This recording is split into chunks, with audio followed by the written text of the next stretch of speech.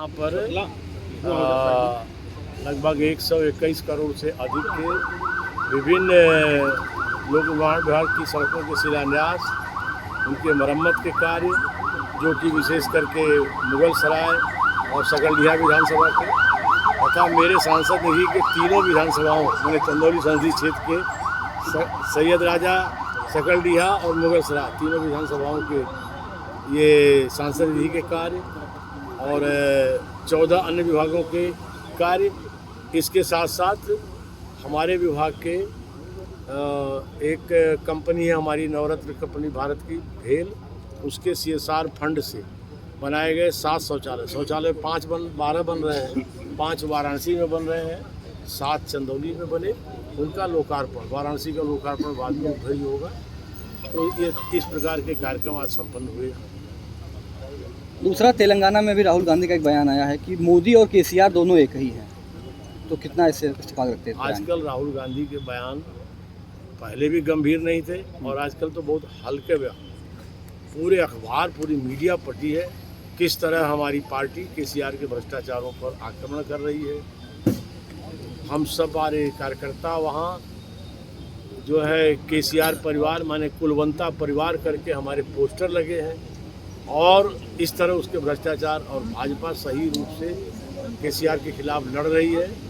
कांग्रेस और KCR और ये सब की आपस की मिलीभगत है। कांग्रेस मुस्लिम वोटरों को लुभाने के लिए अपनी तरफ धर्मगुरुओं की सम्मेलन कर रही है, जिससे सपा के खेमे में खलबली मची है। तो इसको कैसे देखते हैं?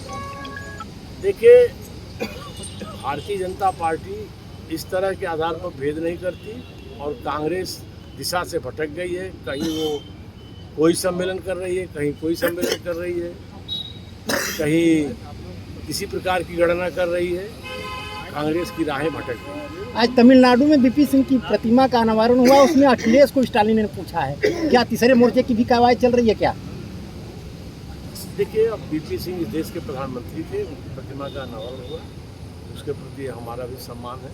अब इस विषय पर किनको बुलाया, क्या ना बुलाया, स्टालिन का अपना निर्णय लेने का अधिकार है और निश्चित तौर से देश में कोई भी महापुरुष देश के लिए सम्मान।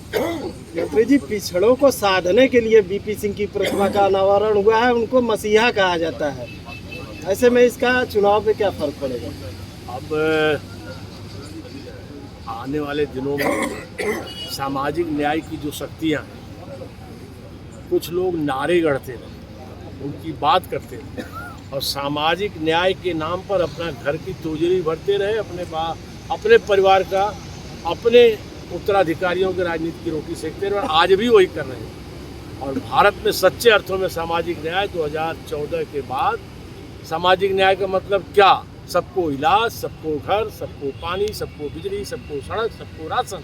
वो सामाजिक न्याय नरेंद्र मोदी ने दिया, प्रामाणिकता से दिया और उस प्रामाणिकता के साथ आज देश नरेंद्र मोदी के सामाजिक न्याय को आंखों से देख रहा है और इन सब जो कुछ चीज़ें हो रही हैं इससे उस पर कोई फर्क नहीं पड़ता। इंडिया गठबंधन को लेकर तमाम दावे किए जा रहे हैं, लेकिन पहले नीतीश, फिर राहुल, अब अखिलेश के नामों की चर्चा है, तो कहाँ तक है संतुलन? क्या लगता है? ये ऐसे जो गठबंधन है ना, ये लोहिया जी एक नारा कहते थे, नारा था टूटो और सुधरो।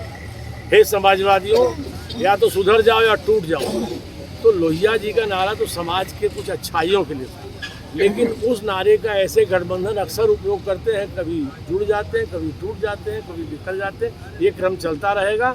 जनता मोदी से जुड़ चुकी है। Thank you.